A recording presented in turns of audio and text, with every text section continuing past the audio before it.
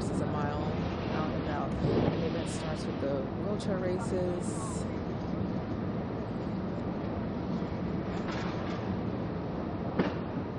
And who do I toss back to?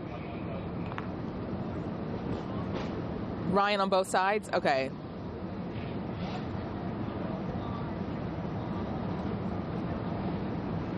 Okay.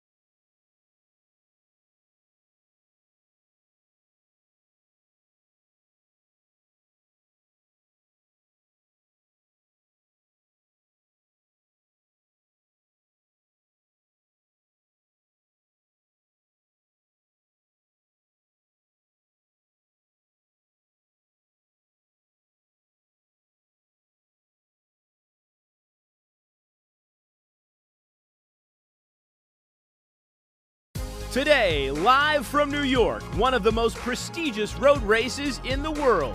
Clayton Young, who earned an Olympic berth with his rousing performance at the U.S. Marathon Trials, races half the distance as he prepares for the Paris Games. He'll face Ethiopia's Kenenisa Bekele, a legend of the sport who at 41 is still fast and formidable. And American Hillary Bohr, a two-time Olympian, making his half-marathon debut. The wheelchair races feature Americans Daniel Romanchuk, a two-time winner here, and Susanna Scaroni, the defending champion. Kenya's Gladys Chepkirui is the fastest in the women's field with a 1:05 to her name, while her countrywoman Cynthia Limo is a world medalist at this distance.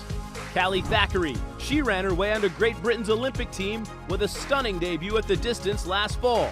And the Americans, they're led by Des Linden, a two-time Olympian, and Jenny Simpson, an 8-time winner of the Fifth Avenue Mile. These stars of the sport will lead 25,000 runners from Brooklyn to Manhattan. The 2024 United Airlines NYC Half starts right now. And good top of the morning to you and a very happy St. Patrick's Day from here in New York City. I am Ryan Fields, so excited to be on the call today with you for the United Airlines NYC Half. Let's take a look at some of the pro runners who are hoping the luck of the Irish will be on their side here today. Starting with Ethiopia's Kenenisa Bekele, one of the greatest distance runners in the history of the sport. Clayton Young, fresh off his fantastic run at the U.S. Olympic Marathon Trials, where he booked his ticket to Paris. His fellow American, Hillary Bohr, a two-time Olympian in the steeplechase, is making his half-marathon debut today. Gladys Chepkirui, the fastest woman in the field, with a 1:05.46 to her name. Her Kenyan countrywoman, Cynthia Limo, she's a mother of two and has been a top road racer for a decade. Caroline Grovedal of Norway.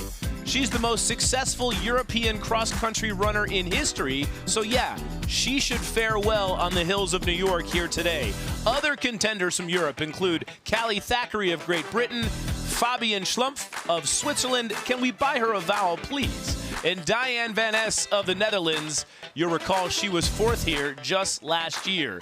And on the American side, Des Linden, the 2018 Boston Marathon champ, who is still running well at age 40, but that's the new 30, friends. And Jenny Simpson, she won the 5th Avenue Mile an incredible 8 times. She has now moved up to longer distances. She'll have to run 13.1 miles here today as we present to you a very deep and diverse field in terms of ages, nationalities, and running backgrounds. And here to call all the action with me today are our Olympian, Carrie Tullefson, and Bex Gentry. She is the 232 marathon and Peloton instructor extraordinaire. Ladies, let's have some fun today. Are we ready? It's going to be great. Oh, it's going to be so much fun. In fact, the men's wheelchair race is already underway. And Bex, who should we be keeping an eye out for in this race this morning? Well, today we have the amazing Daniel Romanchuk. He is a 2-time champ here on the podium from last year's TCS and New York City Marathon.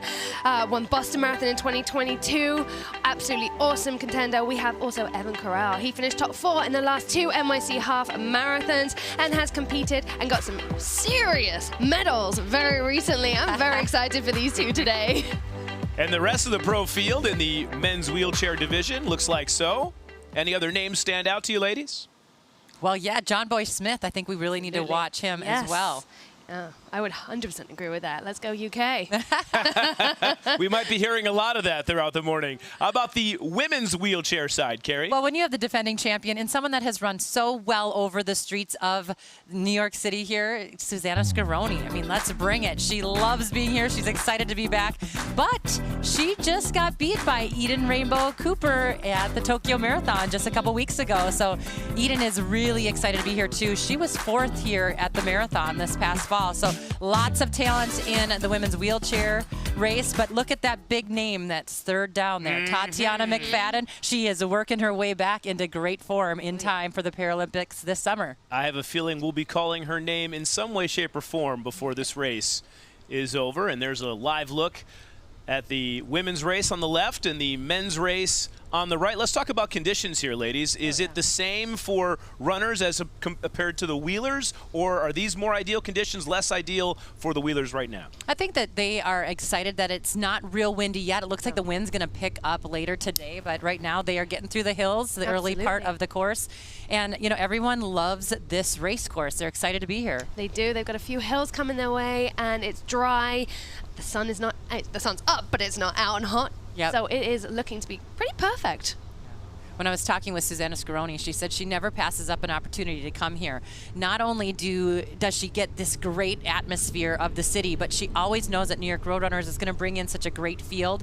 And it really is preparing all of the athletes today, not just our wheelers, but our runners as well, that are getting ready for their summer. There's a lot of great races this spring, leading into a huge summer with the Olympic and Paralympic Games. And talking about these ideal conditions, Urs Van Dijk set the course record back in 2017 with a 47.28. Tatiana McFadden in 2016 with a 52.25.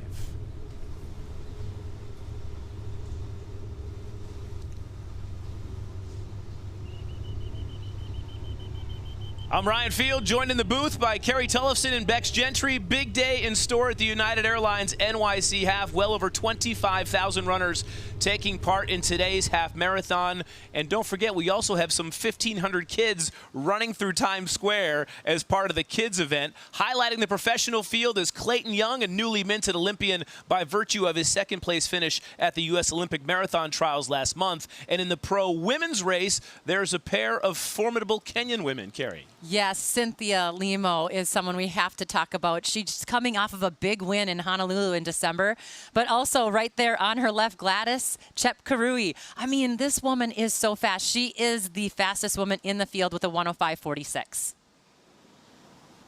All right, then we have Caroline Grovedal with the European women. Absolutely incredible. 3 NYC half marathon appearances. All 3. Yeah. She finished 3rd place. So we are hoping to see if she can change that up today. And then from my home country, we have the wonderful Callie Thackeray, the 2nd fastest British woman ever over the marathon distance with an unreal 2:22.11. She's going to be representing Great Britain this year in the Paris Olympics. Absolute wonderful. And in the wheelchair races, that was the MasterCard Women's preview. And we take a live look out on the course right now. The women's wheelers on the left, the men on the right. Yeah, Daniel Romanchuk, you know, when I was talking to Susanna Scaroni, she said one of the things that she was interested in to see how Daniel came out and ran his race. And Amanda McGrory, too. A lot of people know that name. Amanda's on the broadcast for the New York City Marathon. She said that she thought Daniel needed to take it out hard, which he's doing today. Absolutely. And here's the professional women's field. What's going through their mind right now? Oh, they are towing the line. They're probably feeling fantastic with this weather. I'm sure there's a lot of nerves, though. This could mean a lot to a lot of them.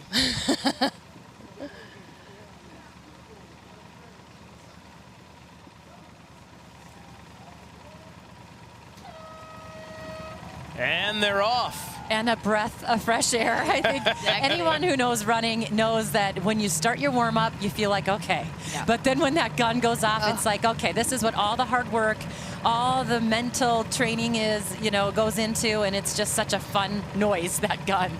And we have 25 women representing 9 countries in this field here today. And if you want to keep an eye out on all the action, make sure you download the United Airlines NYC Half mobile app presented by Tata Consultancy Services. It's available on the iOS and Android. The app features live video streams of the pro races. Plus, you can follow the progress of your favorite runners using the on-map runner tracking tool. That's the United Airlines NYC Half app powered by Tata Consultancy Services.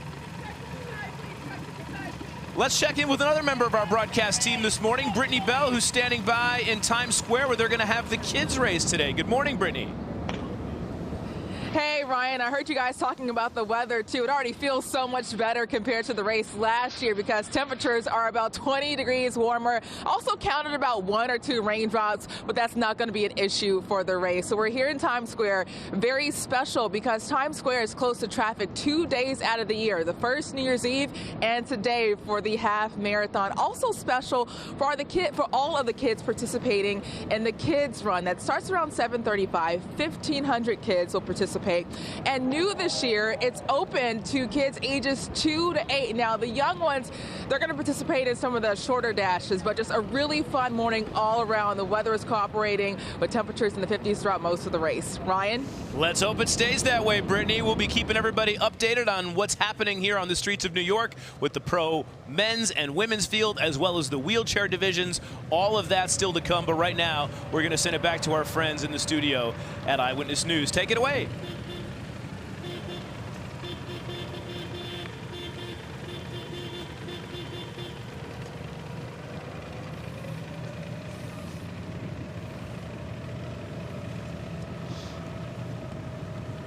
And welcome back to the streaming portion of the program.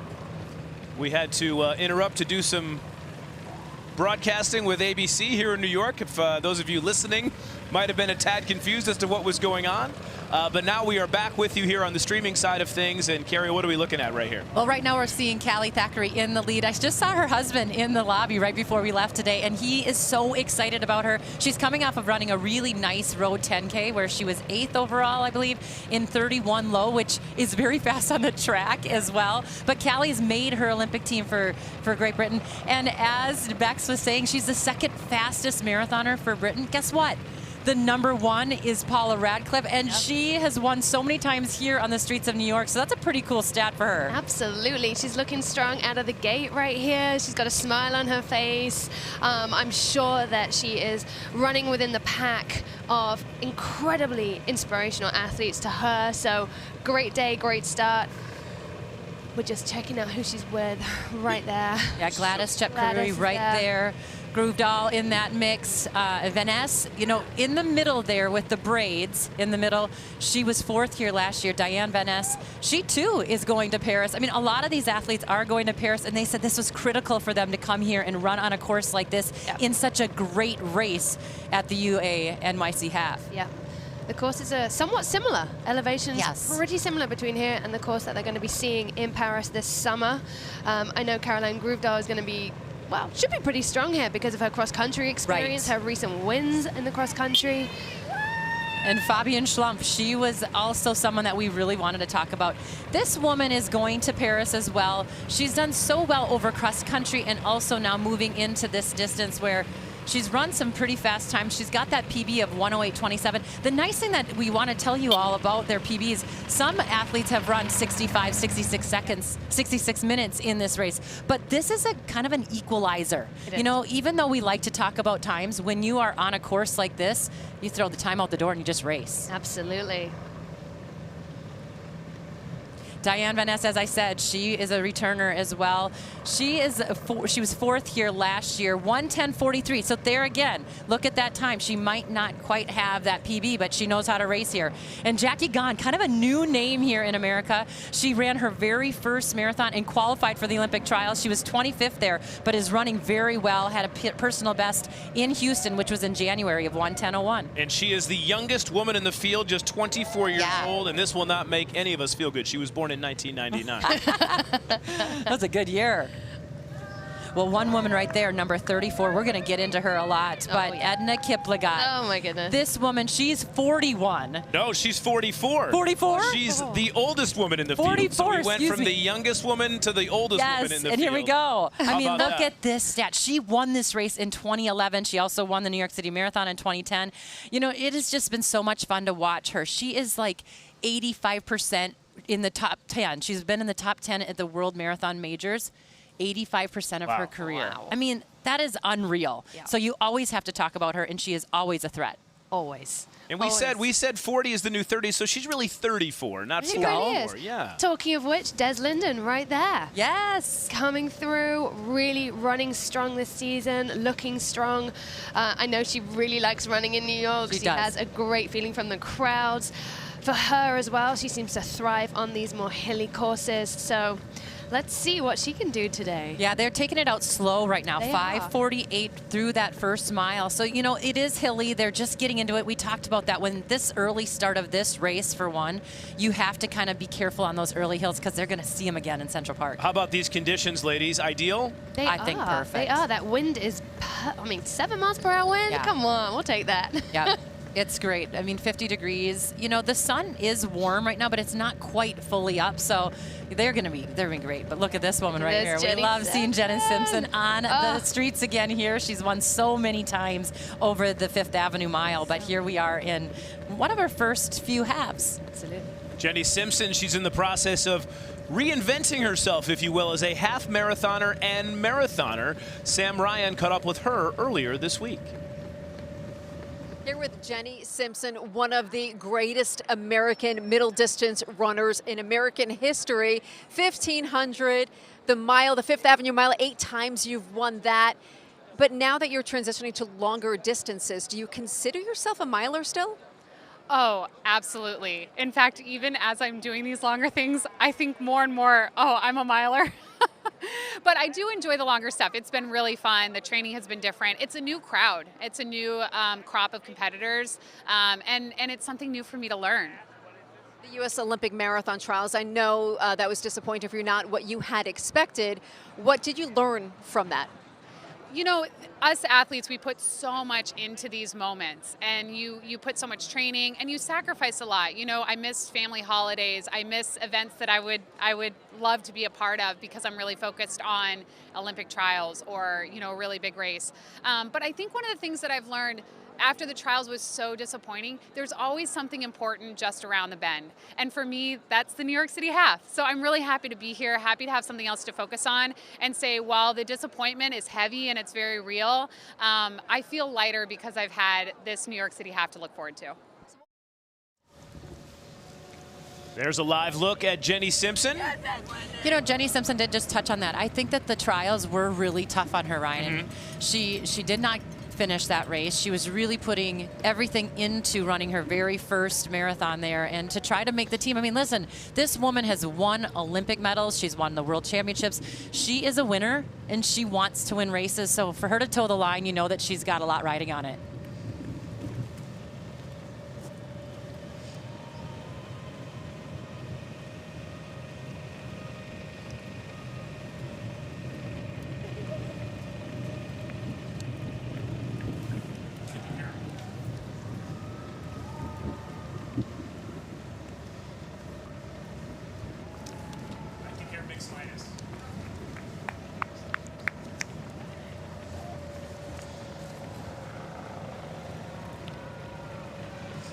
All right, Pedro and Tony, thanks. We're looking right now at the professional women's field as they make their way here to Central Park and the finish line. The men's race about to get underway in a few moments, and that takes place in Brooklyn at the start line, and that is where we find Sam Ryan. Hi, Sam. Good morning. Running this race, Des Linden, a two-time Olympian, now 40. Last time we saw her, the U.S. Marathon Olympic trials. Now, she didn't make the team, but she is running strong as she prepares for Boston. That, we know, is a race she won in 2018. Also, keep an eye out for Jenny Simpson, one of the most decorated American middle-distance runners. She took a bronze medal in the Olympics in the 1,500 meters, also a world champ, and won the New Balance Fifth Avenue Mile here in New York City, record 8 times. Wow. So now we look for her at this distance. Is going to be so much fun watching Jenny and Des, guys. Thank you, Sam. A live look at the leaders of the pack, if you will, in the professional women's field as we await the start of the men's race, carrying backs. This is going to be very exciting. We have a very wide and varied field for the men's race today. There they are, stepping up to the line. Oh, the nerves. Well, Sam, is that a matter of breathing, deep breaths? I mean, yoga breaths? What are you doing here to calm those nerves, as you guys talked about? You do a little bit of everything. Shake it out. Clayton Young, we've been talking about him a lot already today, and I have a feeling we will continue to do so. I just love Clayton Young. He is such a character, and he's so fun for the sport. He texted me and said, I've been eating breakfast for, the last month, basically, because he made the team. Like, he's done. He made the team. He was second at the Olympic trials, and he's ready to go. He really is ready to go. He only took a couple of days off after the Olympic trials, straight back into training with Connor. Wow, what a team. What a duo. Mance, yep. And I love that Clayton brought his wife Ashley. So Ashley, big shout out. They were sightseeing all over New York. So all you New Yorkers, they were seeing your city and they loved it. Well, hopefully he still has some energy for the race today. He saved some, he said. He saved some. Yeah. He's looking forward to it. He said he's really looking forward to the course again, getting his legs ready for the Paris course, as we've already discussed here. We have 19 competitors representing 11 countries, and then behind them, don't forget, 5 waves of more than 25,000 runners, all taking to the course here. 13.1 miles with the finish line here in Central Park. And they're off.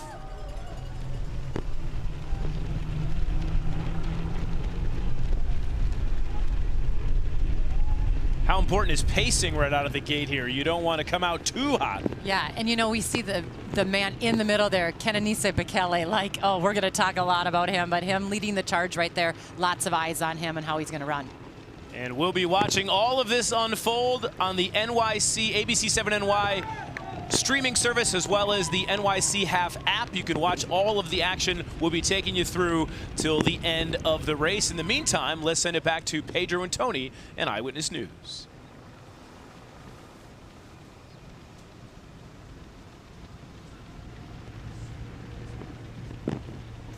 Kenenisa Bekele, like I was saying, in the orange there, this man is probably the greatest of all time over middle distance and distance running. I mean, we talk a lot about Eliud Kipchoge and the late Kelvin Kiptum, but this man right here is someone that I think that we all have to talk about. 3-time Olympic gold medalist. I mean, you just go through the list, and he's also not only great on the track, but he's great on the roads. He's the 3rd fastest marathoner ever, and he's coming off of a 2:04. So, the guy on the left in the orange, that's definitely the one to watch. Lots of different guys in this field right now. Our fastest man, you want to take over, Bex? Fastest man in the field, Kenenisa Bekele. He is absolutely one of the most decorated men on the field. 4-time Olympic medalist, 16-time world champion, personal best of 60 minutes and 22 seconds. We also have up here Abel Kipchumba. He's the fastest man on the course. It's 58-second PB here. He has 3 sub-1 hour half marathons, which is unreal. I'm really looking forward to seeing how he takes on this course. We have Zohair Talibi, 28, coming from Colorado Springs. So he is used to these lovely undulating hills, I would say. Recently won the Houston Marathon earlier this year and came 3rd here last year at the NYC Half. All right, up next we have Yemaine Haile Selassie, absolutely incredible runner. 5th over the shorter distance, the 3,000-meter steeplechase in the Tokyo 2021 Olympics. We have a couple of steeple guys out here today. I love it. Okay, we have Sørik Brom, oh my goodness, coming from Norway here, 2022 European Championships silver medalist over the 10,000 meters. Also a 60-minute personal best from Copenhagen. And the incredible Hillary Ball.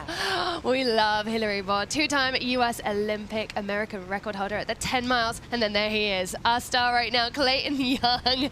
Fresh off the U.S. Olympic marathon trials, he's on his way to Paris. This is his NYC Half debut, everyone. So we are checking out the first time of his feet on this course. And Bohr's half marathon debut as well. Several runners debuting on this course today. Are they at a disadvantage running this race for the first time as compared to people who have run this course? I personally don't think so. I think there's a lot of excitement doing a course for the first time. Obviously, as long as your pacing skills are solid, which I'm going to hazard a guess these guys are pretty good at pacing right now. Well, I do like what Clayton Young said, was that he comes here and just races. Like, he isn't so worried about necessarily what is going on. He's just looking at his people around him. Now, other people might be looking at trying to attack hills, things like that.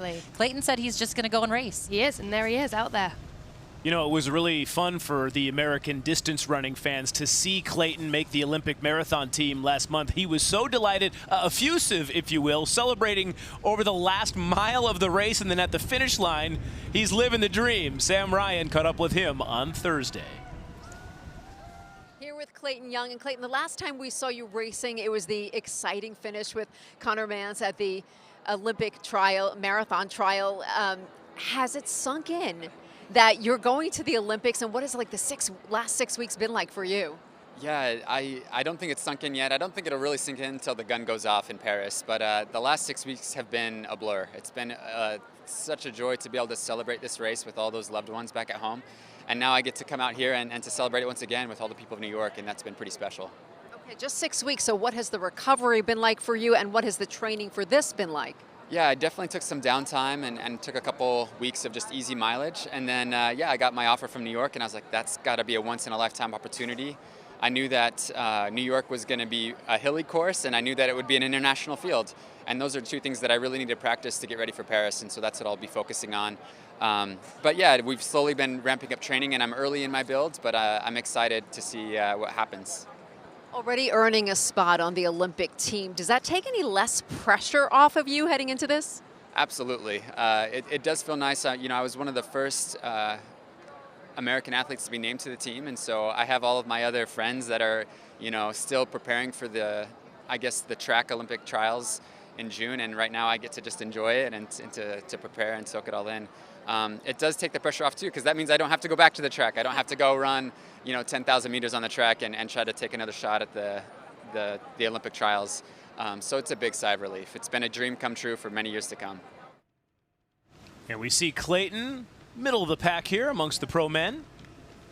Looking good, they're looking strong. The men over the first mile came in at a 4:45 per mile. That would put them at around a 62-minute half marathon. But we have to take into consideration the elevation change. The topography of this course can throw anyone off their pace right now. So whether they're keeping it back, it's sort of a net downhill right now before they head into those hills. So we'll see what's going on here.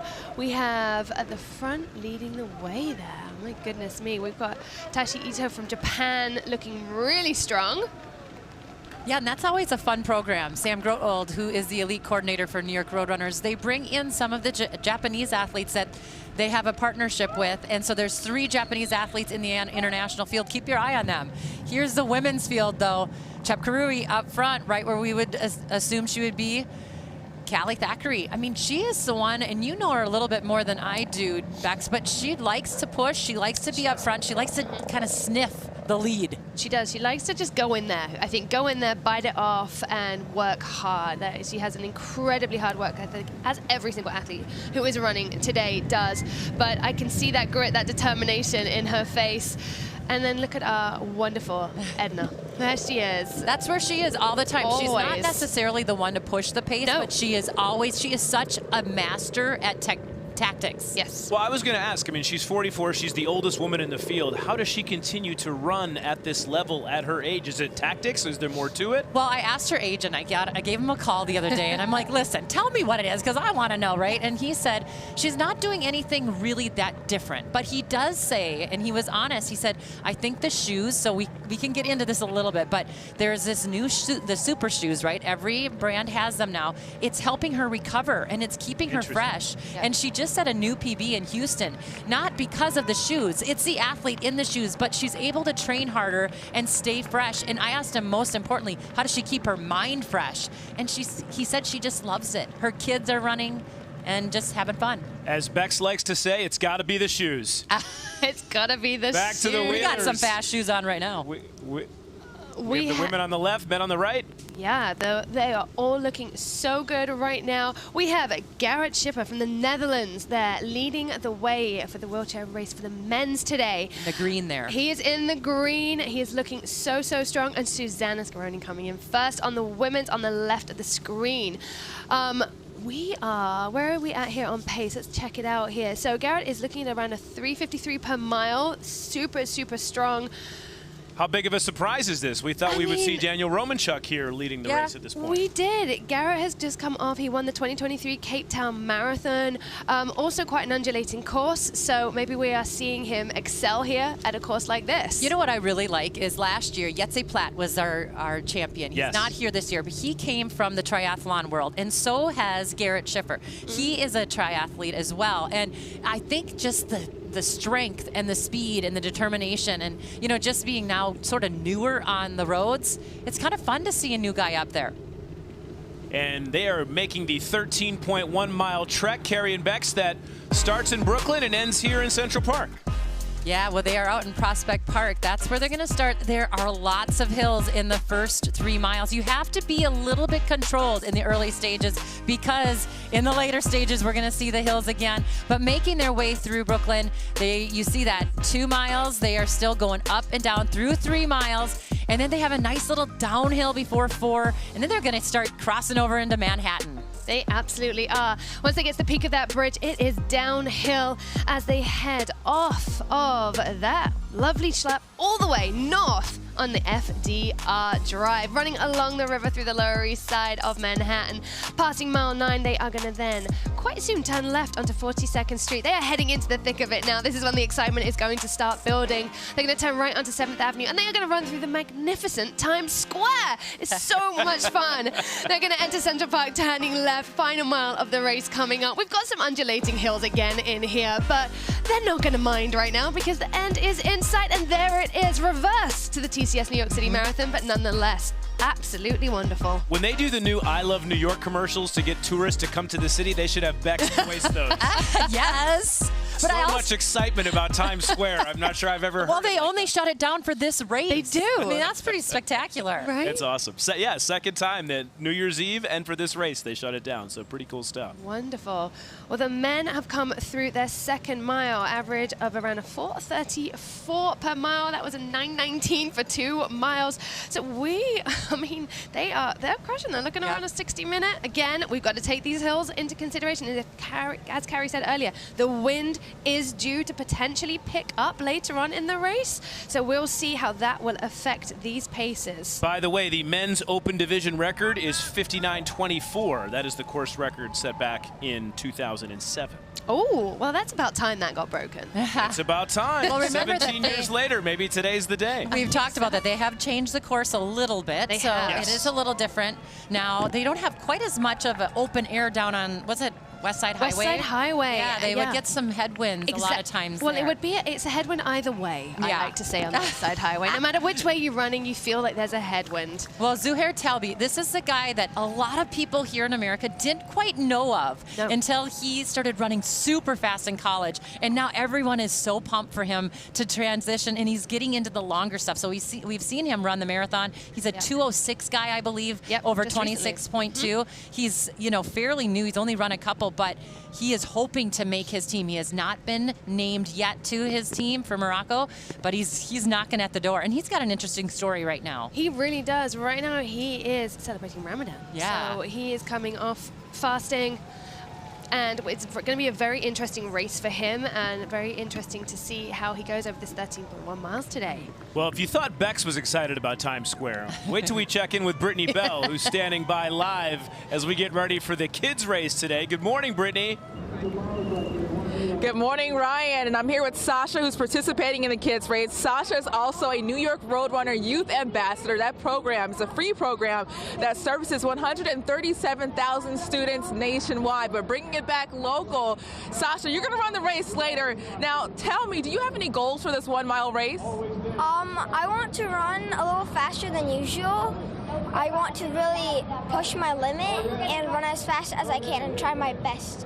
I like it, ambitious goals. Now, how does it feel to get the chance to run through something as iconic as Times Square? It usually feels like exciting with all the ads and people cheering me on, and it just feels like, wow, all of these people are looking at me. I should really try my best and show them that I can do it.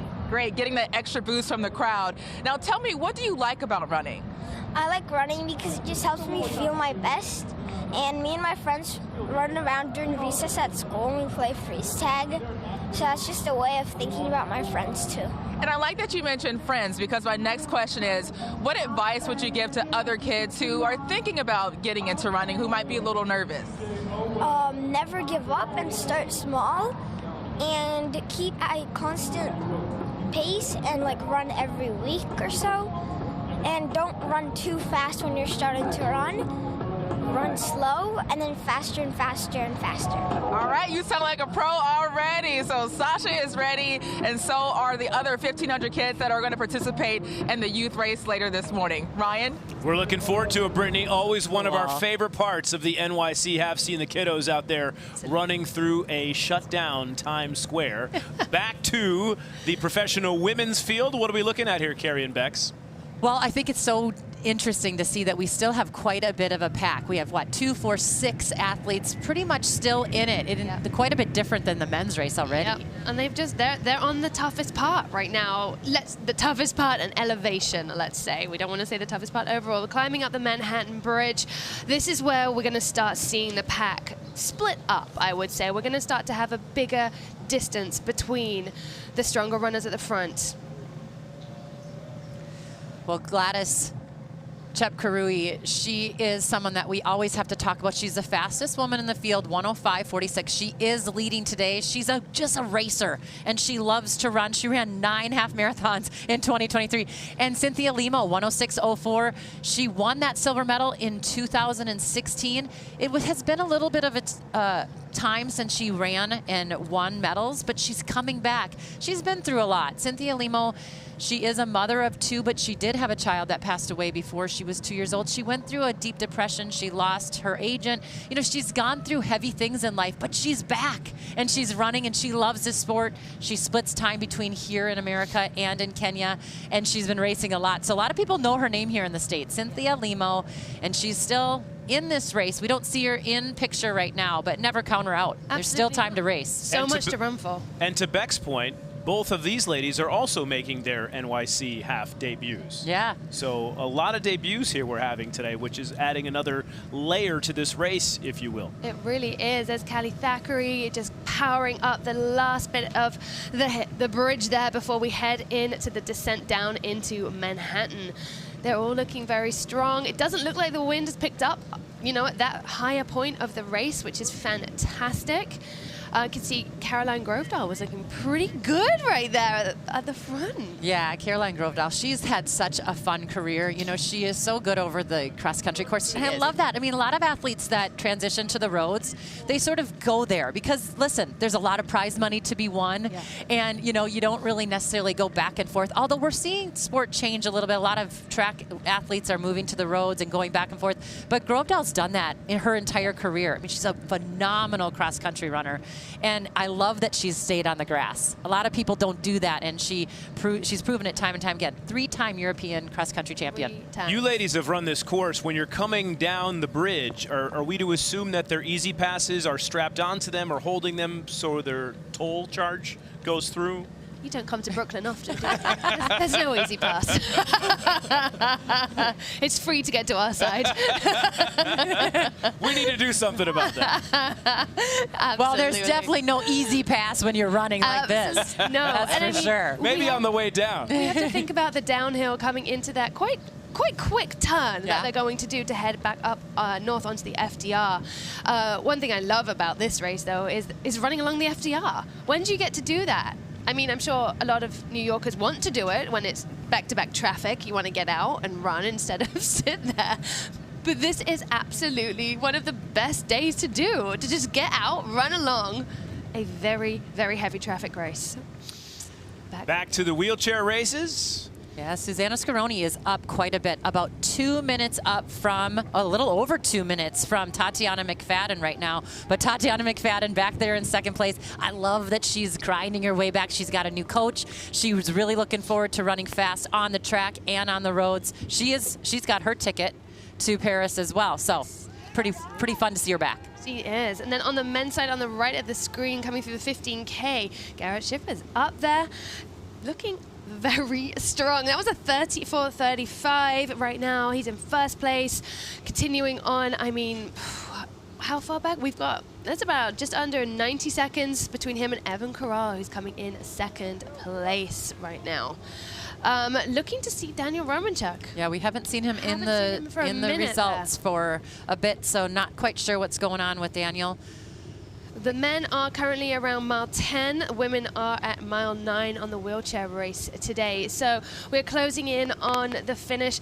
I would say the majority of the hills are done right now. Once we get into Central Park, they are going to have a couple of undulating hills, but at the end. Back to the pro side, the professional women on the left, the men on the right.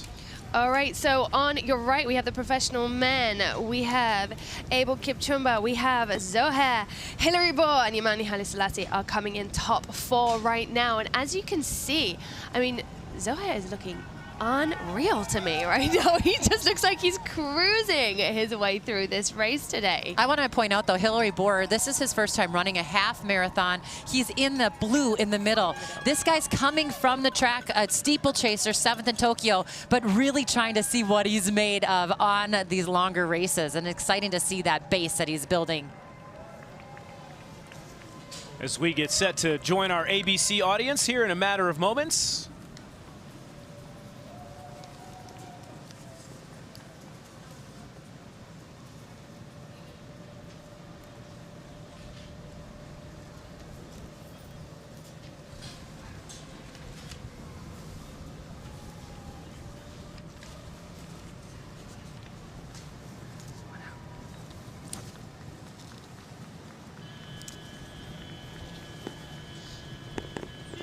Pedro and Tony, thank you so much. We're looking live at the professional women and professional men's race as they make their way from Brooklyn to the finish line here in Central Park. But all eyes on Times Square as we are getting ready for the kids' race. Some 1,500 children about to participate, and that is where Brittany Bell is standing by. Hi, Brittany.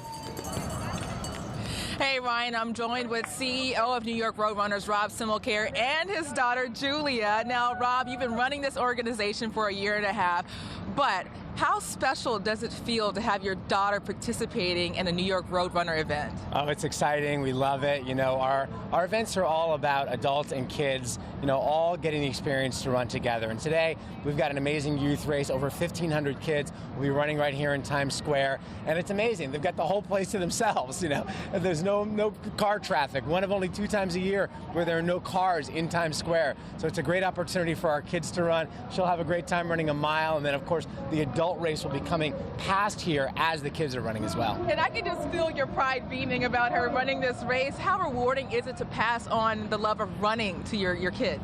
It's amazing. I mean, she's, you know, really gotten into it. She ran cross country in high school this year, and, you know, running is a family sport.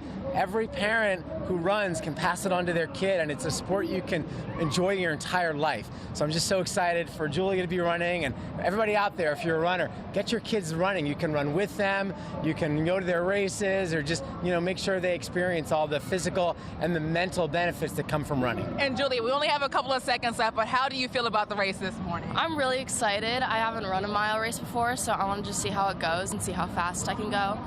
And yeah, I'm really excited to do it. And I'm sure you're going to do a great job. Thank you guys so much for joining us, and good luck to all of everyone participating in the races today. Ryan? Thank you, Brittany. Ages 2 through 18 will be participating on that run through Times Square. Team for Kids was founded in 2002 by a group of runners who wanted to support New York Roadrunners youth and community programs. In the 2+ decades since, tens of thousands of runners have joined the team, and together they've raised more than $100 million for programs encouraging people of all ages and abilities to get out there and get active. To learn more about how you can add meaning to your miles, go to runwithtfk.org. Pedro and Tony, that's the story from here. For now, we'll send it back to you in the studio.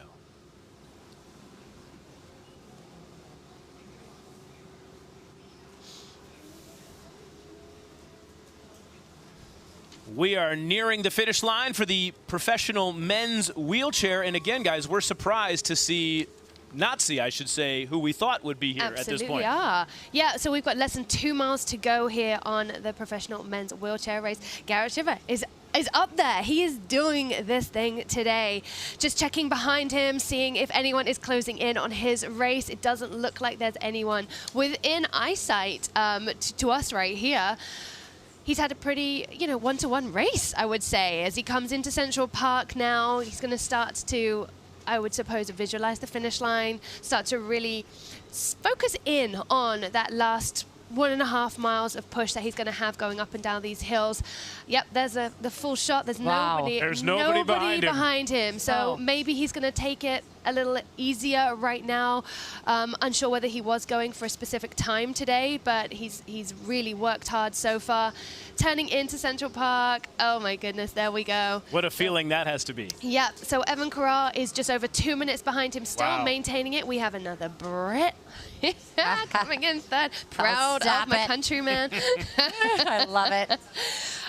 So yeah, he's got plenty of time here if he wanted to. Well, listen, the record, Ernst Van Dyke, 2017, 47:28. He was running that at 44. So could we see a new record here?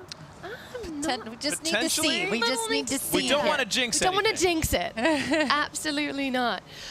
So going back to the professional races, women on the left of the screen there. Yeah, we see that is Gladys Chepkrui, who is in the lead. You know, I was talking to her agent as well, and he said she is an aggressive racer. I said, what does she like to do out there? And he said, she likes to get out, she likes to dictate, and she likes to lead. You know, but she was really excited about being here. She is not a mom, but she comes from a large family. She has 5 sisters. So you know when you are aggressive, that might be because you're fighting for some attention at home when you have 5 sisters.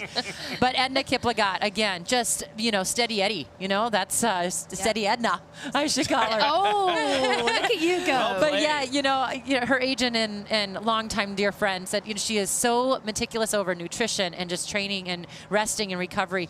But she is a mother of 2. She's got these great athletes for kids as well. I mean, such an inspiration for kids to look at their mom and say, I can do it as well. They're golfers and great runners as well. Oh my goodness, spending so much time on their feet on those courses. Yes. So here are the men. Again, we're remaining quite unchanged in the race here as the men are coming down off the Manhattan Bridge, taking their turn into the FDR run up north there. So it's interesting to see Zuhair Talibi and Hillary Bohr running so tightly together today. They actually do train together. So wondering whether they are putting in some training run tactics right here for this race. Abel Kipchumba also looking incredibly strong. And then behind them, we have Yemeni Haile Selassie. So a really strong front of the pack. They seem to be tucking in towards one another as we're coming down. I'm wondering whether we're going to see a breakaway with the men's on the FDR. Potentially, but back here watching Garrett Chipper, he trains in the Netherlands. He's a father of girls as well. He wanted to come over here and to prove himself. But again, like Jetse Platt last year, we saw such a great race. That was his debut over the half marathon. Yep. Triathletes coming to this course and just crushing it. Absolutely. He is very close to his time at the moment. We have just about half a mile to go before we see Garrett come over the line right behind us here.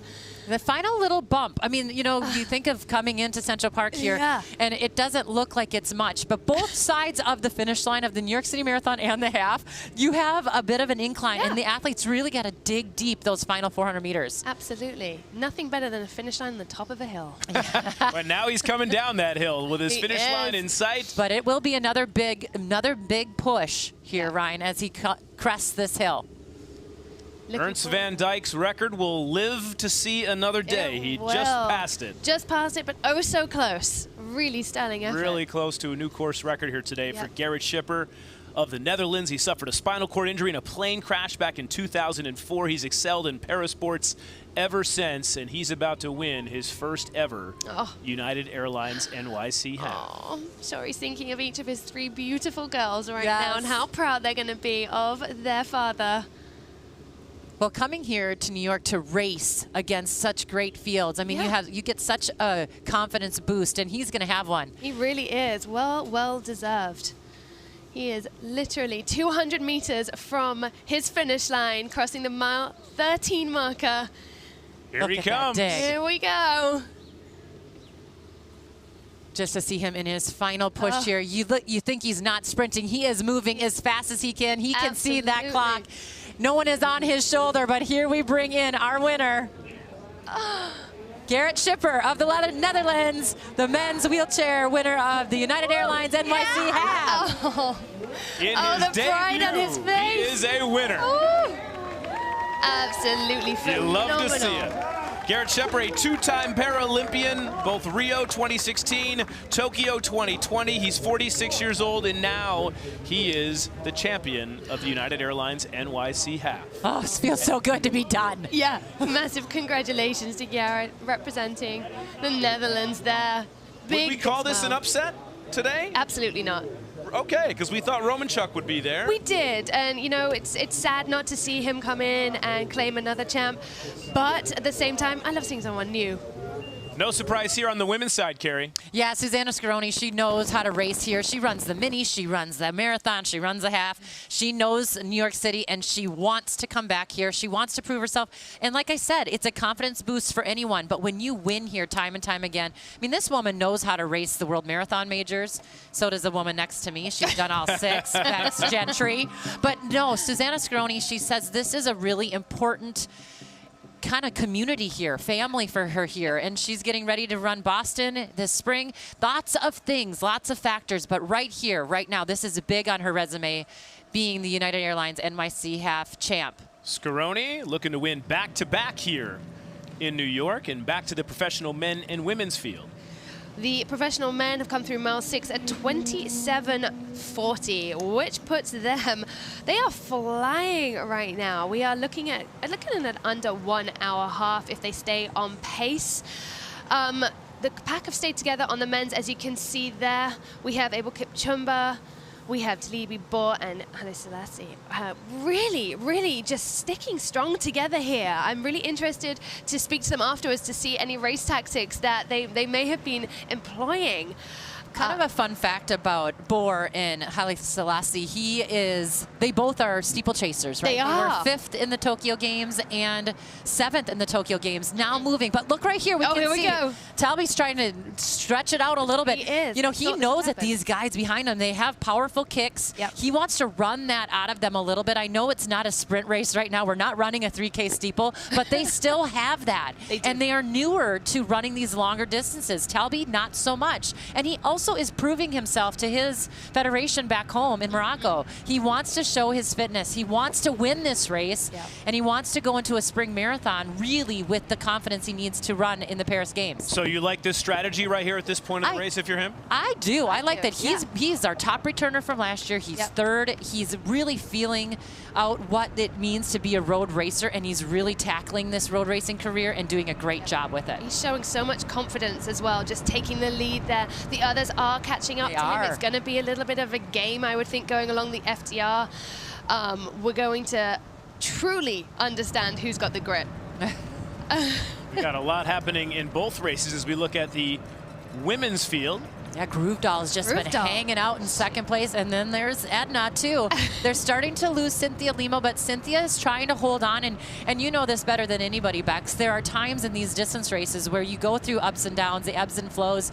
Sometimes you're feeling good, sometimes you're not. Sticking with it. Right now, Cynthia Limo does not want to lose contact. She doesn't want to get into no woman's land. She wants to have people around her to pull her along if she is hurting right now. Absolutely. You can see her right now leaning into it a little bit more. She is definitely on the heels of the pack, and as Carrie said, she doesn't want to let them out of her sight. She wants to still feel that she is being pulled along with those three at the lead there. She has the moto right by her there, so that's going to give her a sense of the community in that pack. But as they edge towards the northern part of the FDR before they turn left into the central part of this run, I'm going to be very interested to see how they stick together there, because that's going to be when we start to see a split happening, because it stays flat, but you've got the turns, you've got the finish in sight. Cynthia, she's looking like she's holding on. I'm just wondering about the right-hand side of her body there. That's in my coach's eyes, just thinking, oh, yeah, get back on there. Get back out there. You can keep doing it. Yep. Well, and on the men's side, same thing. How about Groove Doll? We've talked about her a lot today. She's finished third in this race 3 separate times. 3 separate times. Are we surprised to see her right here? And it is today the day she finally goes over the top and wins this. She said her prep and her winter training has been going really well. She's been at altitude camp in Spain for January and February, so she's really looking to test her form. She said the goal is top 3, and she did say she wanted to win, which we know she does. But, you know, sometimes I think not putting that extra pressure. She's been here. She's done that, been in the top 3. She wants to come back and do something good, not go too crazy where she maybe doesn't run her own race. As we check back in on the women's wheelchair, the runaway leader, Susanna Scaroni, she's the top women's wheelchair racer in the country, and she is showing us why. Susanna Scaroni said that her shoulder's been bothering her just a little bit, but she's working through it, and it's been feeling good. She said her big focuses this year are this race, Boston Marathon, and the Paris Games.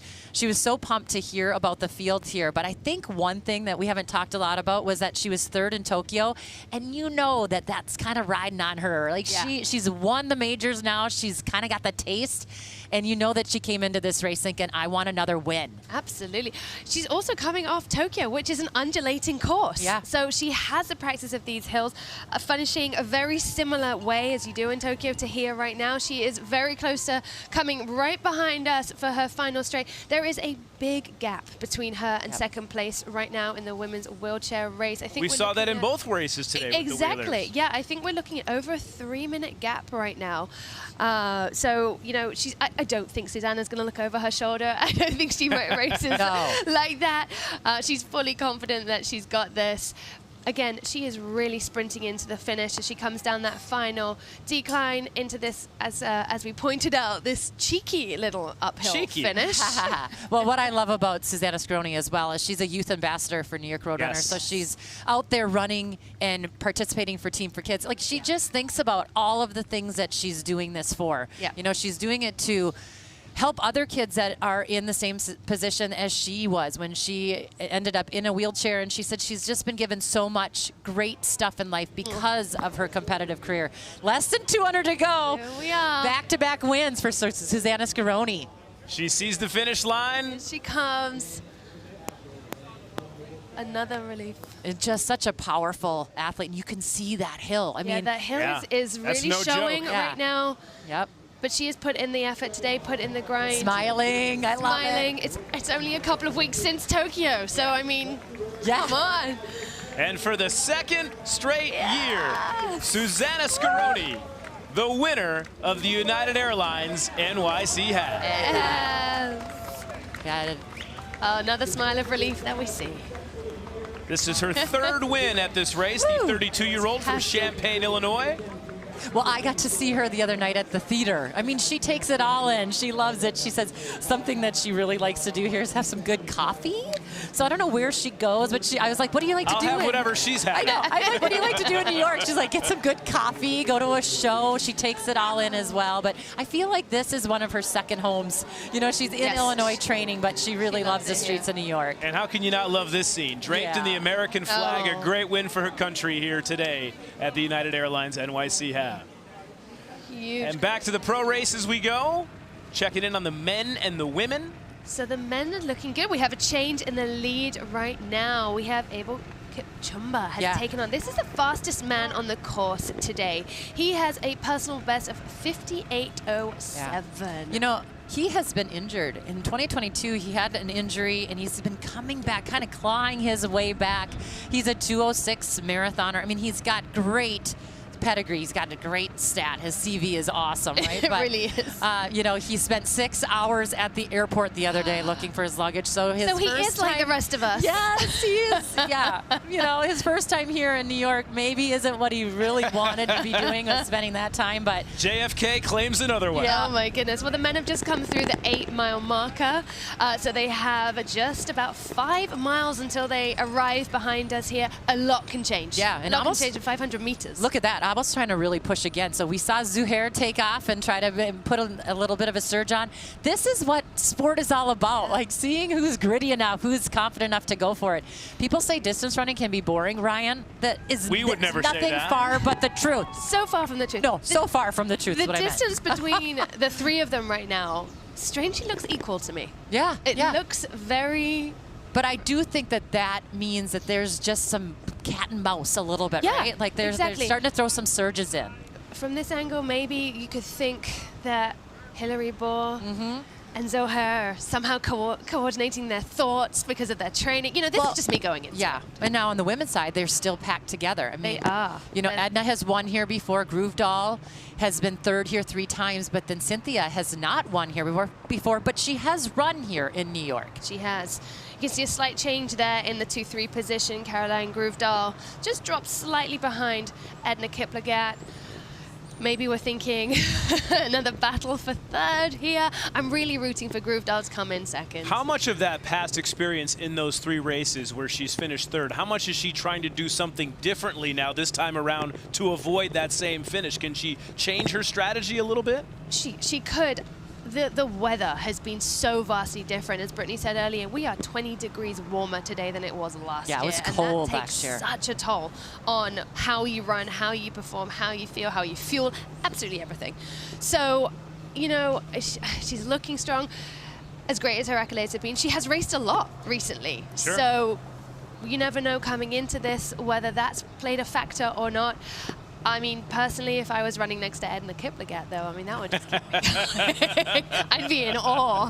Absolutely. And there's probably some of that going on as we speak. Yep. Well, I love that Groove Doll and Edna Kiplagat are coming off of new personal records this year. I mean, they are in the form of their life, and they're enjoying it, and they're, you know, I think that those two are in the right position right now. I think that they're letting Gladys take the lead, and she's been doing the work the entire way. They know that she's got quite a bit of a faster PB than both of them, but they are in the hunt, right? They're the hunting right now, and she can feel that. You know when someone's right there and not going away. Yeah. They're not going to be looking over their shoulders at all. So I'm just going to take us back to the right-hand screen here, back to the professional men's. As you can see, tell me he's coming through. I mean, this cat and mouse game is really unveiling itself to us. I feel like the 2 men here at the front, they are pushing one another. The pace has picked up a little. We're looking at a 4:35 per mile pace as they came through the 8-mile marker in 36:42. Talby says he loves the hills. He's ready for it now when he gets into Central Park. He said he trains on the hills. He's ready for it. But he is training through Ramadan. Right now, he's really in the thick of that, where he has to train hard, Ryan, in the evening after he can break his fast. So he says he doesn't do much of his hard work, some threshold work if we want to get technical. So he does some tempo running, some lighter workouts before when he might be fasting. But afterwards is really where he hits his race pace. So it's late at night, 10 p.m. He can't drink throughout the day, so it's very hard. He said sometimes he feels refreshed, but it also, once Ramadan is done, it's like, okay, now I can get back into normal training. Yeah. So right now, being first thing in the morning for him, we'll see how this affects his body. You can really see they're almost toe for toe right now, stride for stride together. I wonder whether his passion for the hills that he's got at the moment is going to let him shine, or whether Abel's going to come through. Let's talk about the fasting here for a second, how much it contrasts to what a typical runner would have. What would the two of you have before a race in terms of fueling up when he's not having anything at all?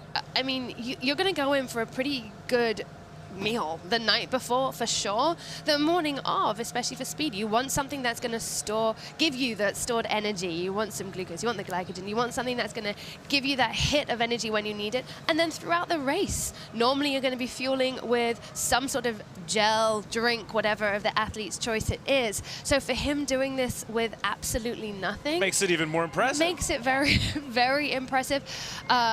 I've never thought of running 13.1 without the hydration, without, thinking about how am I going to be replacing things as I'm running. You've got to wonder whether that is going to be, like, I know at the end of races for me, when I am a little depleted, my thought process is a little bit off. Of course. So whether he's going to be starting to push at a different point.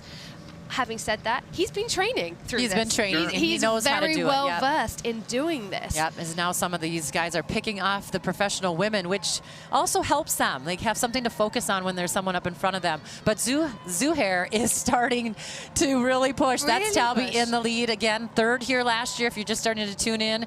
This has been kind of a back and forth between Abo and Zuhair up in the lead. I like that Zuhair is taking the downhill. He's owning the downhill here, and I feel like he is saying to Abo, do you want to come with me right now?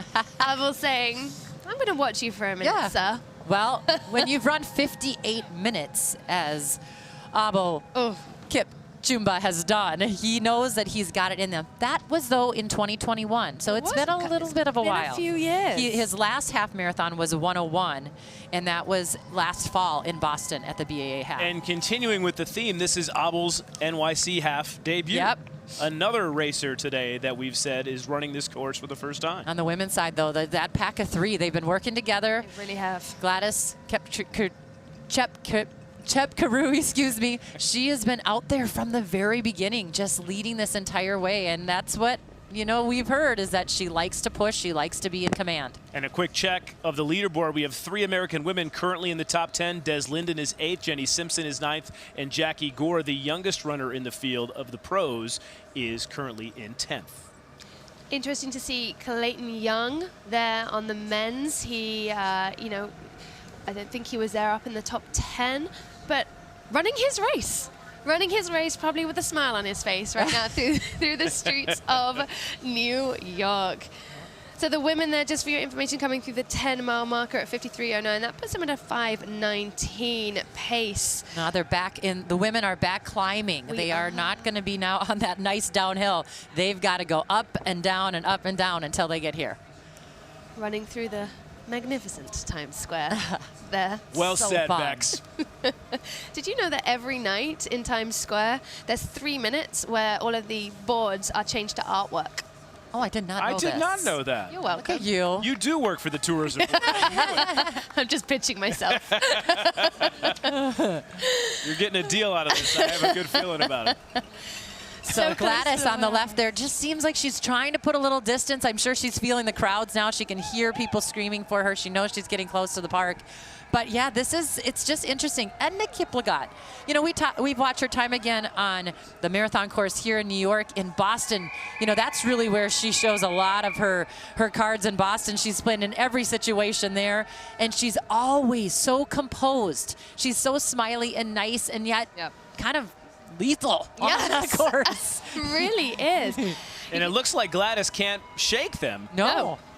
No, she's trying. You could see it looked like Edna was opening up her stride there, coming in close to the final 2 miles.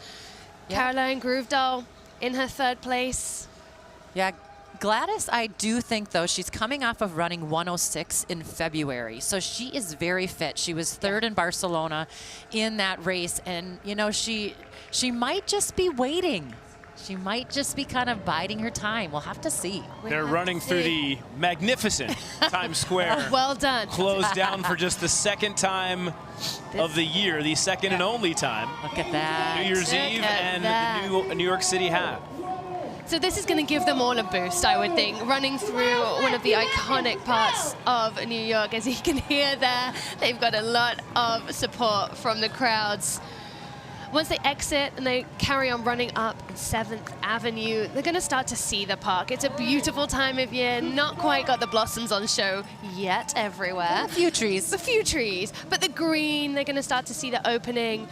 And then that's it. Then the finish line is in sight. But don't you think right here, Bex, this is where Groove Doll has to reattach and hang on. She does. Mean, these are those moments where they're starting to push, and this is where it makes or breaks you right here. And Edna, too. Right here. Edna has her eyes on her, but I think Groove Doll being in third there, knowing that she's been here time and time again, she's got to recommit, and she's got to stay on it. She does. And she's so close to them. There isn't a big gap between them at all. They are very much, they're not in a tight pack, but they're still in a pack. They're still running together. They're still feeding off of one another's energy.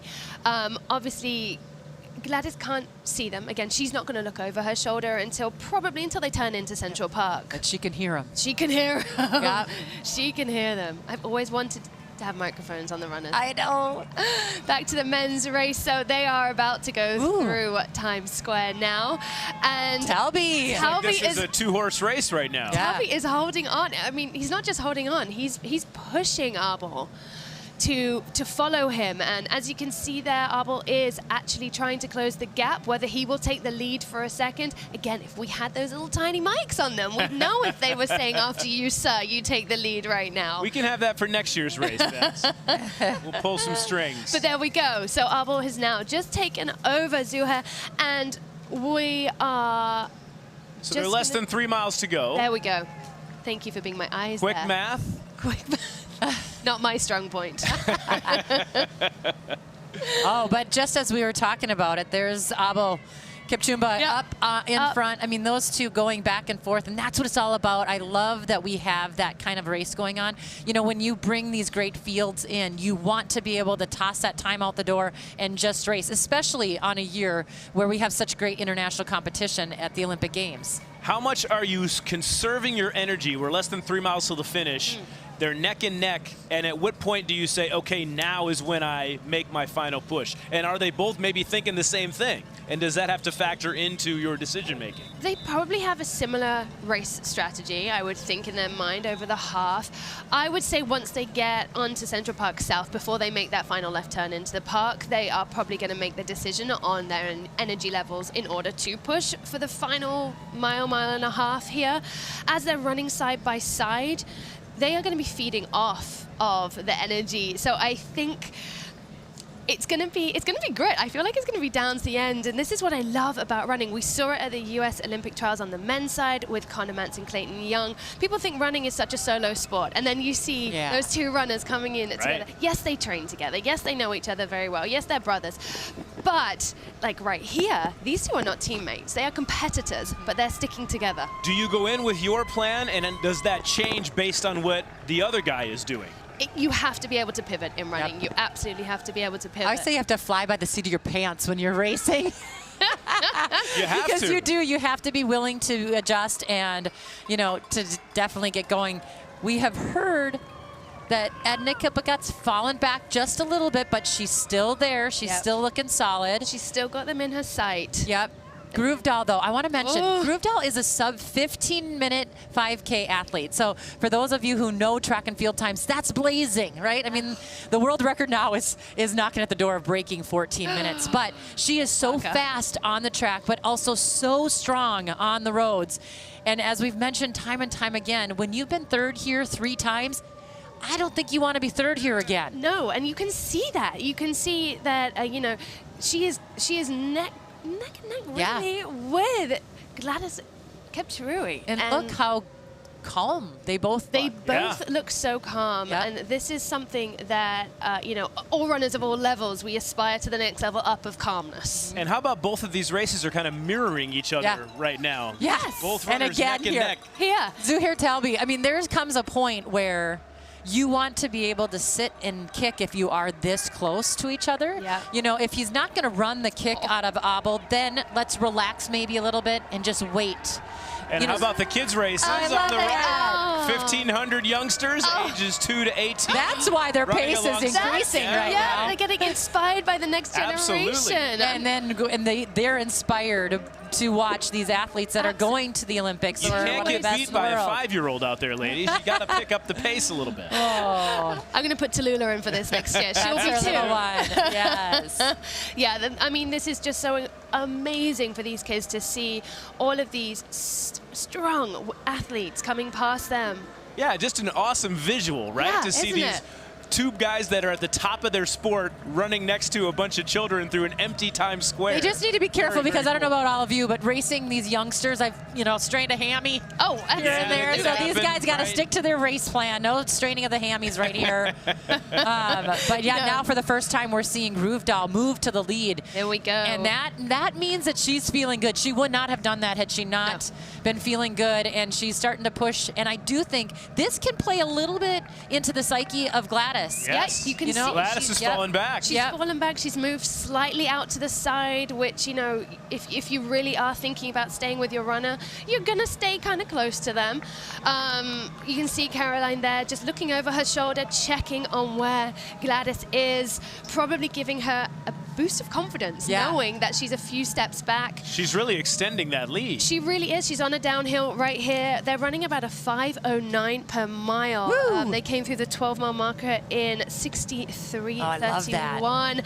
Here we go. She's leaning into it. Look, a little dip of the chin, Little right? bit. She's not necessarily looking too far up. She's looking Keeps right. checking. She keeps checking that internal conversation that is going on in her head right now of she's just keeping herself positive. She's keeping herself strong.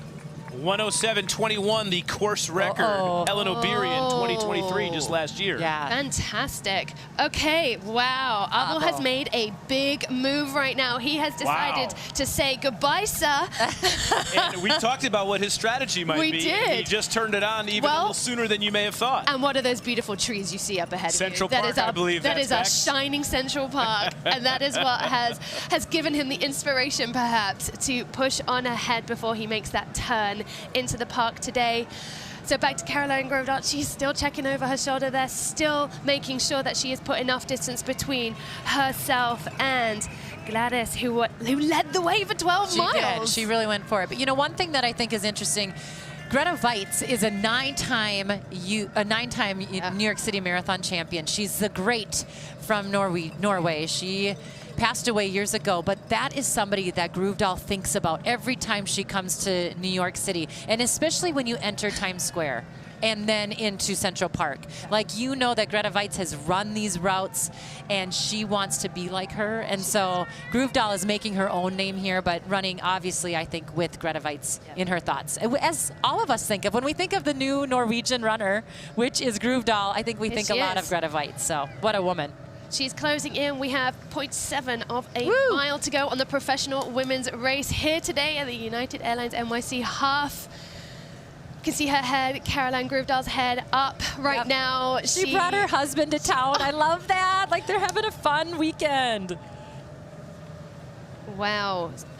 Here we go. Okay, so no European woman has won here since 2010. So that was Mara Yamauchi from Great Britain. And she's, too, a great marathoner as well.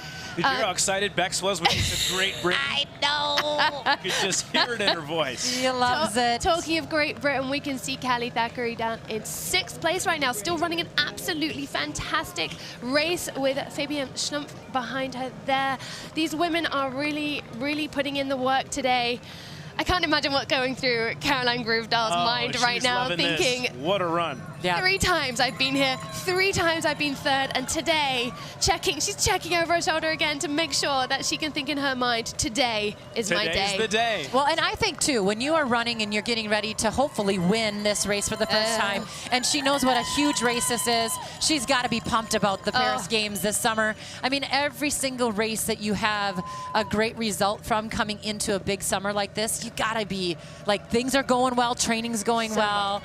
How fun is that? It's gonna add on the layers to her cake of confidence. Yeah. I like to tell my athletes, I'm food focused. So am I. That was well said, Bex. Here we go, coming around that final corner.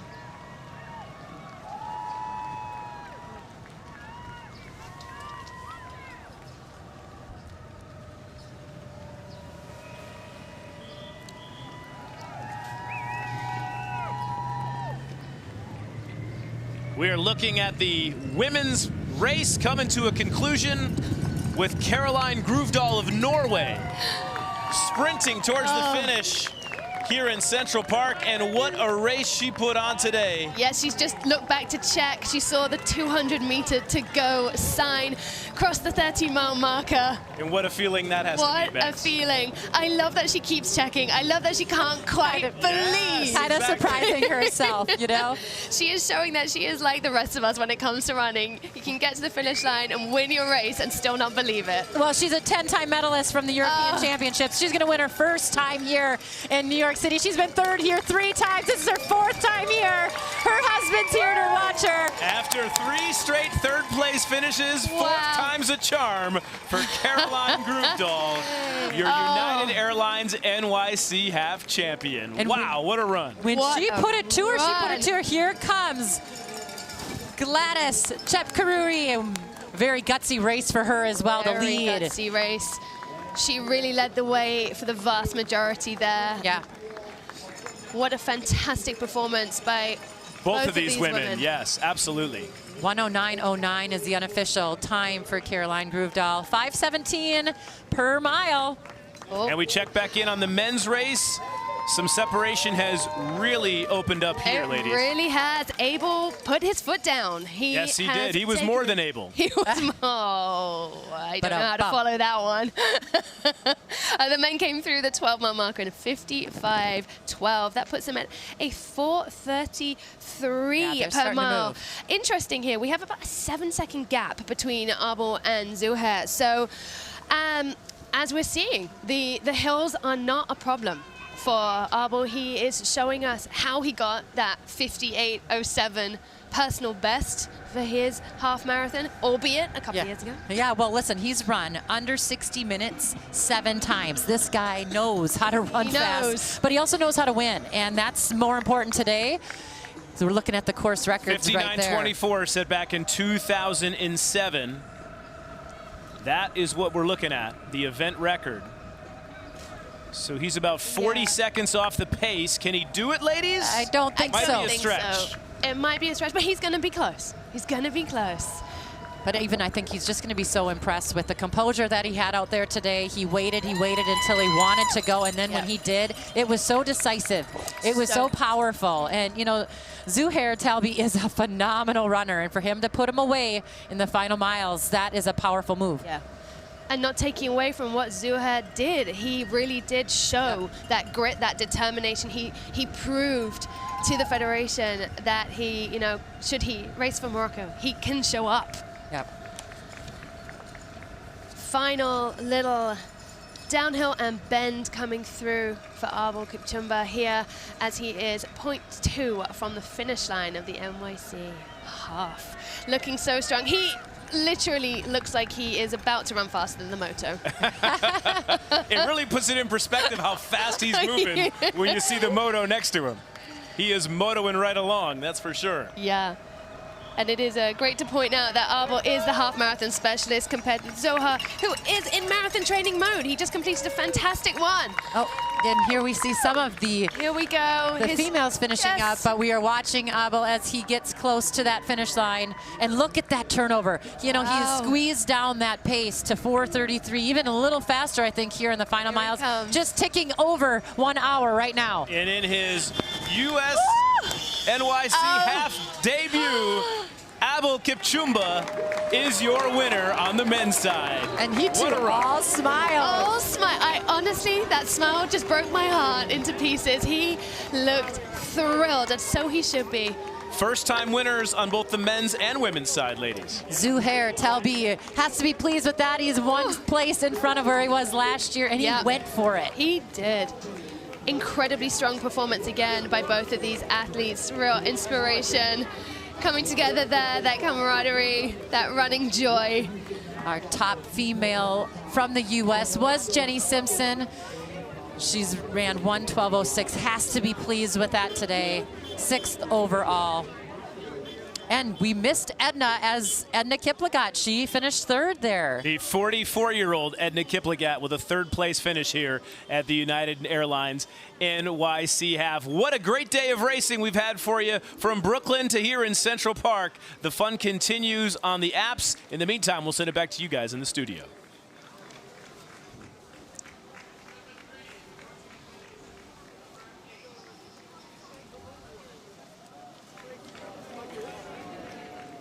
And here's the third place finisher on the men's side. That is Haile Selassie. I was waiting for you ladies to say it. Yep, Haile Selassie. I just had to look quick. Haile Selassie. Yep. You know, another interesting fact for him, he was not wearing the super shoes today. Very yeah, I heard from his coach, and he said, you know, that's one of the things. There's Hillary Bohr right there. Also great. Both those two steeplechasers. Yeah, I mean, this course lends itself. It does. Cross-country runners, steeplechasers. I mean, anyone that I think has a little bit of agility and can move and to handle the hills and, you know, just the turns and all of it. The turns, yeah, the terrain. Just love to see all of these athletes finishing these tough races, going against one another for 13.1 miles and coming together at the end with the high fives, with the hugs. With Does it ever not amaze you, though, that they didn't even look like they even ran? Nobody's out of breath. They're just sitting there having a conversation like nothing even happened. Nothing even happened. So there we go. We can see the results coming in. Abel Kipchumba, 60 minutes and 25 seconds. Yep, and he really did squeeze that pace down. So it was a, you know, it'll be interesting to see the entire, you know, each mile by mile to see how much he did. But, you know, they started out at 102 pace. They did. 62 pace, and they got down to 60 minutes. That's pretty crazy. Well, we talked about this being ideal conditions for all the races today, and I think it kind of lived up to that. It did. And it's interesting to see how the pack, once they broke away on both the men's and the women's professional races here, it came true to the end. So the three women who kind of broke away together, stayed together. The four men that we had, they broke away, they stayed together to the end, and they came in, which, you know, over a half, that doesn't always happen. No. But there we go. There we have the open division. Yeah. Heading out, we've got a lot more smiles and miles coming in now. 5 waves of more than 25,000 people taken to the streets for their 13.1-mile journey from Brooklyn to Central Park on a glorious Sunday afternoon. Glorious. One of the biggest races, correct? Yes. It's the second largest half marathon behind the Brooklyn Half. Yes. But of this actual, we have the most runners this year. Yeah. Any United Airlines NYC Half. And Bex, you're coaching 20,000? I know, right? Was that the official more or less, total? Yeah. Yes. Absolutely, more or less, yeah. Fully taking over the whole field of the open division. See, what the people at home can't see was you texting strategies to all of your runners while you're broadcasting the race. It was an incredible very way to, what's the word I'm looking for? Multitask, thank you. Yeah, you know, we've just got to make sure that everybody gets their race strategy exactly correct.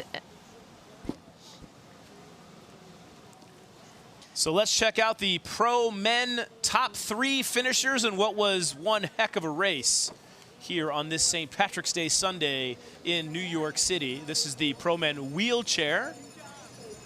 Garrett Schipper, the winner. And Sam Ryan is standing by with Garrett right now. Hi, Sam. Hey there. So just learned something new. We've been calling him Garrett Schipper, but tell me how to pronounce your name properly. Gewoon just Geert. Okay. That's what it is. Well, congratulations. We saw you raising your arms as you finished. Tell me about the emotion at that moment. I didn't expect actually that I make a chance on a win. I know Daniel just a little bit out of the books. I do racing not so long. So I really expected with his long arm, with his strong body, that he will blow me away on the first uphill sections. But he was maybe 50 meters in front of me, and his speed constantly keep the same as my speed. And I was thinking, okay, yeah, that's what it is. And then after the downhill section on the bridge, he was slowing down, and I was thinking, okay, maybe the hairpin turn is maybe too sharp, so I slow down. Oh, actually afterwards too much. And then on the flats near the water, I was looking back constantly, and he wasn't there.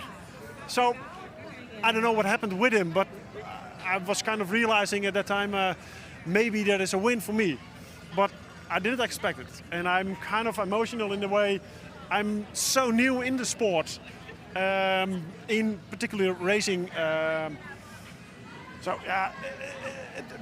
is it possible that a guy from 46 can make it in a win in a decent, strong field here?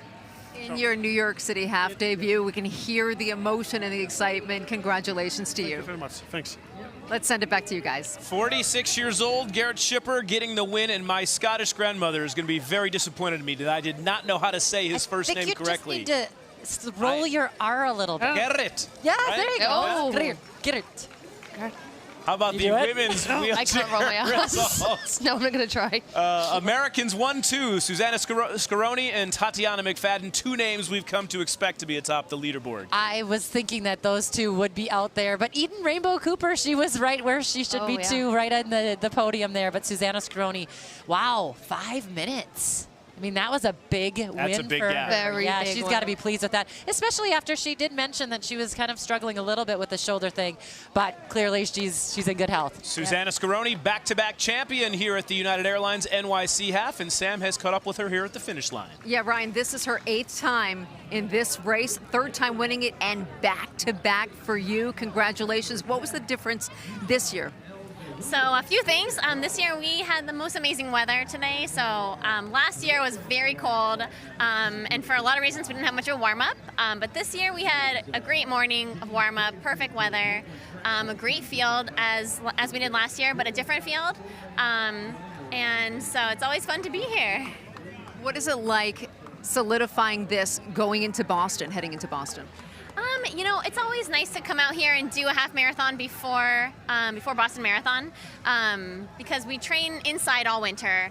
It's nice to like slowly get used to some distances out on the road, but this is the beginning of kind of our outside training. So it's just nice to get out here on open roads, hilly courses. I don't have that in Illinois, and so that's a great training for Boston. We saw the separation and we saw the smile as you finished. So what is that ultimate feeling like for you? It feels great. I think as I've gotten older, I think, you know, at the end of this race today, I was thinking how much I do love the crowd, how much energy I get from people cheering us on. What a great experience it is to be outside on a perfect day, and it brings me a lot of joy.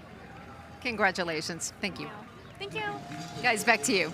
Susanna Scaroni, a winner here once again, and could we have picked a better day to run this race? So nice. A glorious shot. The 5 boroughs here in New York City, looking down on Times Square. Oh, my new favorite place. I think it's been your favorite place. I don't think it's your new favorite place. But it is not fun to run through there when it's not shut down for all of us. I mean, it's stop and go. But how cool is it as a runner when you're running through this when it is shut down? That's what I You feel like you have it all to yourself. You feel like a superstar no matter where you finish today. It is like a movie set. It is exactly like absolutely. the movies. How about the top 3 women's results? Give it up to Groove Doll. Yes. Grooving her way to the big finish today. You've been wanting to say that the whole time. Absolutely. I mean, she just ran so smart the whole way. Patience, patience, patience. I loved it. And after 3 straight third-place finishes, Caroline Groovedahl gets the big win here today, Sam. We'll send it over to you. Yeah, Ryan, we're going to talk about that right now. 3 third-place finishes here to finish this first. How do you sum this up today? I don't know actually, because I thought I struggled with the 3rd place. I think I was so tired, but then suddenly I get some energy, and yeah, I could finish strong. So I'm just so happy to take a win here. It's been I had a dream to do that, but yeah, it's so fun.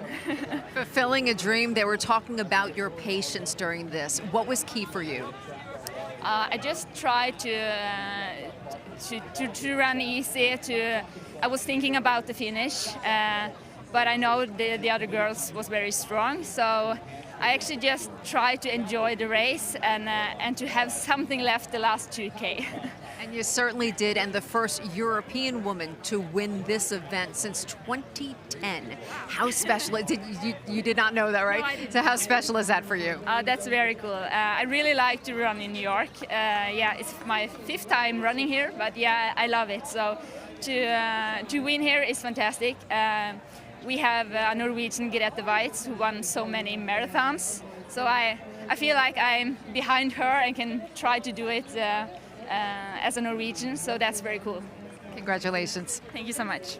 Back to you guys. Caroline Gruvdahl has represented Norway at the last 3 Olympic Games, and it was easy to see why today, ladies. Yep, for sure. And I love that she talked about that, being patient and just running kind of to have fun. I'm so happy for her. So happy for her to see that first place against her name.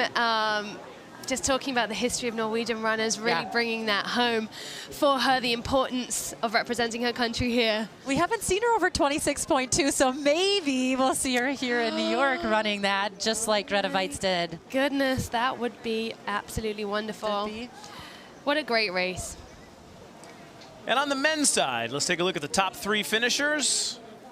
And in his marathon debut, Abel Kupchumba gets it done. And he is standing by with Sam right now here at the finish line. Sam.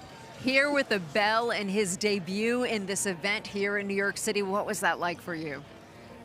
Today was a great day for me. I won the race. I am happy for New York City Marathon. This is my first time to be in New York. I want to thank all New York City road racers and race organizers for New York City. I am happy to be the one most run today in New York City. Thank you. We can see the excitement and the happiness from you. Can you tell me a little bit about in Times Square when you guys were making your way up before you headed to the park? You guys were close. It was neck and neck. When did you decide? What was the mindset when you decided to make the move? When we were running today, it is a happy and win. So today I set my mind and says, I must go. I must focus to win this race. Yeah. And you did. Congratulations, Abel. Thank you. Back to you guys. I liked at the end of the first question when he said thank you, as if he wanted to just end the interview right there. No further questions. I mean, he's put in the hard work. He wasn't going to get away that easy. That was not going to happen. I love that he said he really had to focus. And I think we saw that he demonstrated that he focused when they were playing together there and then put in. He really dug his heels in and focused solo. What a superstar he is. Yeah, that's And you just loved his demeanor, too, after that race. Like, it was, no big deal. First time here in New York, and I got the win. Oh, he is a superstar. He is a guy that we need to watch. Yes, he came in with that fastest PB and was real close to break it an hour, so it was fun to watch him. Another notch on the sub 1 hour half marathon. That would have been. Well, and again, we've been talking about this a lot. It just goes back to the conditions that were kind of ideal for some of these times that we saw here today. Yeah, the wind really kept down, and they also, I loved how the races were neck and neck, like you said. I mean, back and forth, they could throw that time out the door and just really focus on racing and getting all that hard training and mental training that they do for races like this. They could show us, what it was all about. They certainly did. On the opposite side, on the men's wheelchair race, there was no together. No. I mean, he was out from the gun. And on the women's wheelchair race And on the women's wheelchair race. 2 runaways. And speaking of the wheelchair races, let's go ahead and check out the highlights. They started bunched together, ladies, but it soon turned into a 1-horse race. Yeah, we saw Daniel Romanchuk out in front, but then all of a sudden there goes Gerrit. Is that how we say it? Get it. Well done. He's gonna have to teach us, but absolutely. We will remember his name because this triathlete now, NYC half marathon winner, really showed us what was up. And he brought up Daniel Romanchuk's 6-foot wingspan that he thought was going to put him back on the hills. He is a winner. At 46 years old in his debut. You love to see it. There are 3. Evan Correll did fantastically well, though. He is a young athlete. He has got so much ahead of him coming up. British John Boy Smith there doing us proud. But you can see Daniel Romanchuk not having the day that we're used to back in 8th. But, we Still have good days, we have bad days, and he's human. 14 minutes off the pace. That's certainly a big surprise. How about the women's wheelchair highlights? Let's go ahead and check those out. Well, no surprise there to see Susanna Scaroni, the defending champ from 2023, coming here today and just showing us that she is ready to go this year. She has gone all over the world and raced and been a factor in every single race since she was hit by that car after the Tokyo Paralympic Games. So excited to see her out here again. again, and she's just so happy and fun to watch. She's gritty, but yet kind and just awesome. Very sweet, very strong. Yeah. Just like her coffee that she enjoys here in New York. She loves New York, and it shone through today. Again, that huge gap between Susanna Scaroni and Tatiana McFadden, coming in there third. Again, the Brits in third today. Well done, Eden Rainbow Cooper. A wonderful field of women racing. Susanna Scaroni, back-to-back champions here at the NYC Half. How about the women's pro field? Wow, what a race. I mean, right away, big packs through about halfway through. And then Gladys Chepkarui just started to push, and you know, she was the one to watch. We were talking about her from the start. She was checking her watch, she was making sure they stayed on pace. But Groove Doll and Edna Kiplagat right there, and Cynthia Limo, all four of those athletes, the big dogs I think coming in. But it ended up being those three. Groove Doll sort of falling off the pace. We were wondering, was she gonna be able to hang? And then she started to put that pressure on. Had kind of a wake-up call, it seemed like, right when she got into Central Park, and then made that push and finally won after placing third here 3 times. Third here 3 times. 4th time's a charm, as Ryan said. I think it was amazing to see her checking, like I kept saying it, checking over her shoulder, and that absolute reinforcement of her training, of her cross-country experience coming through today to get her that very well-deserved and long-awaited win. And she basically said, I didn't want to finish third again. Yeah. And no, she did not. She manifested it through. You can see our top American there, Jenny Simpson, along with Des Linden placing in the top 10. She loves this race. She loves what it does for her career, and so fun to see her there, having a solid 112 again today. And finally, on the men's side. Well, the men started off very strong, quickly broke away into a lead pack of 4 there. As you can see, we have Zohar Talibi, Hillary Bohr, and Abel Kipchumba. Between the two of them, they traded places for most of this race today, proving one after the other who was going to take the lead, who was going to show the grit, who was going to show the determination.